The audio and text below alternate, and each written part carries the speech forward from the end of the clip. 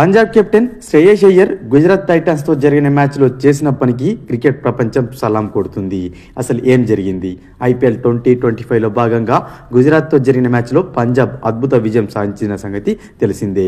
అయితే చివరి ఓవర్కు ముందు 97 పరుగులతో ఉన్న శ్రేయస్ అయ్యర్ స్ట్రైక్ తీసుకోకుండా శశాంక్ సింగ్ అయితే స్ట్రైక్ ఇచ్చాడు.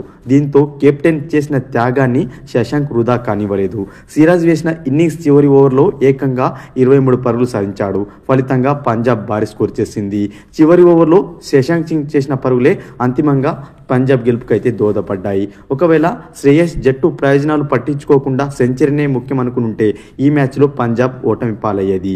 ఎందుకంటే గుజరాత్ పంజాబ్ మధ్య పరుగుల తేడా కేవలం 11 మాత్రమే.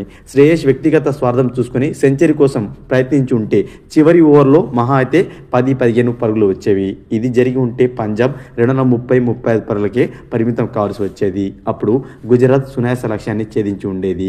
చివరి ఓవర్లో కనీసం ఒక్క బంతి ఎదుర్కొన్న శ్రేయస్ అయ్యర్ సెంచరీ చేసేవాడు. కానీ అతను స్ట్రైక్ కోసం పాకులాడలేదు. శశాంక్ సింగ్ మంచి టచ్లో ఉన్న విషయాన్ని గమనించి అతన్నే స్ట్రైక్ తీసుకోమన్నాడు. శశాంక్ సైతం స్ట్రైక్ రొటేట్ చేసడానికి అవకాశం రాలేదు. భారీ షాట్ ఆడే క్రమంలో 5 బాల్స్ బౌండరీస్కి వెళ్తే మరొక బాల్ 2 పరుగులు అయితే వచ్చాయి.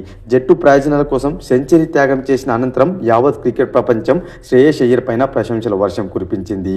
శశాంక్ సింగ్ సైతం మ్యాచ్ అనంతరం తన కెప్టెన్ పైన ప్రశంసల జల్లు కురిపించాడు.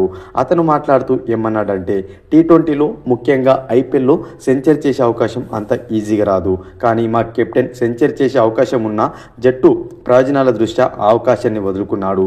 చివరి ఓవర్ మొత్తం నన్నే స్ట్రైక్ తీసుకొని భారీ షాట్లు ఆడమన్నాడు. తన సెంచరీ గురించి ఆలోచించొద్దని చెప్పాడు. నేను స్వయంగా స్ట్రైక్ రొటేట్ చేస్తానని చెప్పాను. కానీ అతను నాకు సెంచరీ ముఖ్యం కాదని చెప్పాడు. ఇలా చెప్పాలంటే ఏ కెప్టెన్కు అయినా చాలా గట్స్ ఉండాలి. మా కెప్టెన్కు అంతకు మించి ఉన్నాయి. శ్రేయస్ నన్ను ప్రతి బంతిని సిక్సర్ లేదా బౌండరీ కొట్టడానికి ప్రయత్నించమని చెప్పాడు. అది నాకు చాలా కాన్ఫిడెన్స్ ఇచ్చింది. కెప్టెన్ ఇచ్చిన ఫ్రీడమ్తోనే చాలా బాగా ఆడగలిగానని అతనైతే కామెంట్ చేశాడు.